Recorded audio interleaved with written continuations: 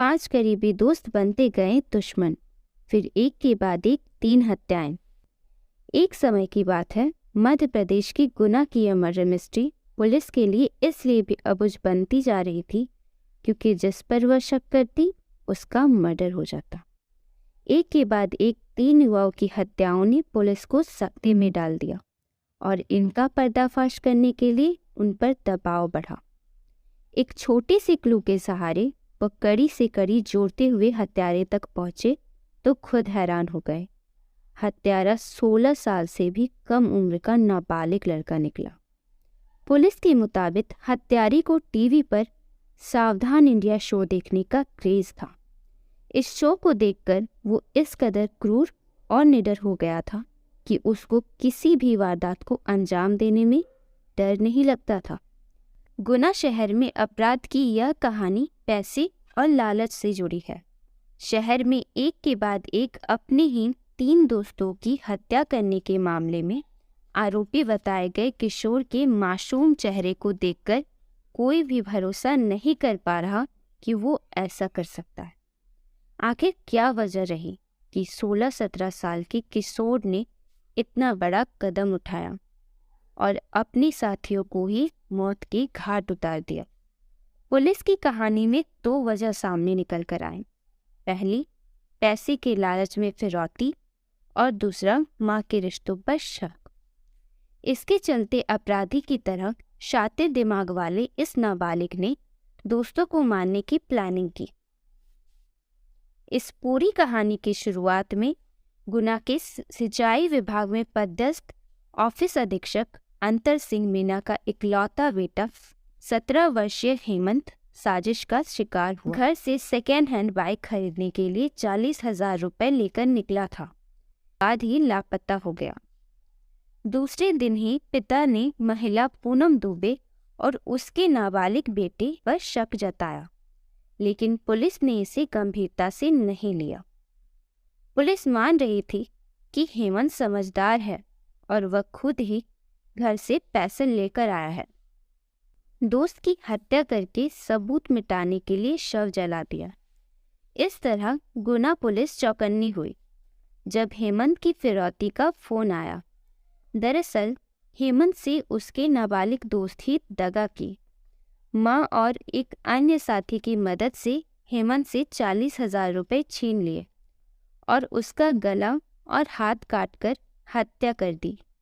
सबूत मिटाने के लिए शव को जला दिया। इस नाबालिग की मां पूनम ने उसके दोस्त लोकेश और ऋतिक को लालच दिया कि किसी को कुछ न बताना, फिरौती की रकम में से तुम्हारा भी हिस्सा रहेगा। मृतक हेमंत का मोबाइल ऋतिक को दिया और उससे कहा कि गुना से दूर इंदौर जाकर अंतर सिंह को धमकी देना कि तुम्हारा बेटा हमारे कब्जे में है और उससे 50 लाख की फिरौती की बात करना, ताकि पुलिस का ध्यान गुना से हटकर इंदौर पर चला जाए। सबूत मिटाने और पुलिस को भटकाने का आइडिया उसे सावधान इंडिया शो से आया था।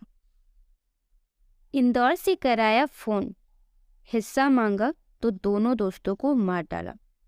इंदौर जाकर ऋतिक ने हेमंत के फोन से 50 लाख की फिरौती मांगी तो पिता ने मैसेज में हाँ कर दी। वह पुलिस के पास पहुंचा तो लोकेशन ट्रेस पर पुलिस उसे लेकर इंदौर पहुंच गई। इसी बीच ऋतिक गुना आ गया। उसका विवाद लोकेश से हो गया। लोकेश कहने लगा कि मुझे फिरौती में अपना हिस्सा अभी चाहिए, नहीं तो सारी कहानी पुलिस को बता दूंगा। इसके बाद पूनम का नाबालिग बेटा और एक अन्य दोस्त लोकेश को एक्टिवा पर बिठाकर नेगमा के जंगल में ले गए। वहां लोकेश की भी हत्या कर उसके शव को जला दिया। चूंकि ऋतिक को 2 हत्याओं के बारे में जान चुका था, इसलिए उसे भी रास्ते से हटाने के लिए मार डाला। लोकेश की लाश मिलने के बाद पुलिस की थ्योरी बदल गई।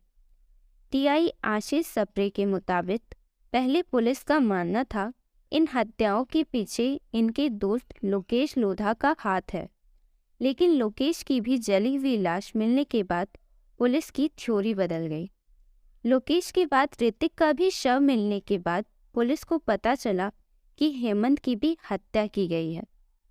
इस बीच पूनम के कैरेक्टर की पड़ताल की गई तो वो भी संदिग्ध लगी।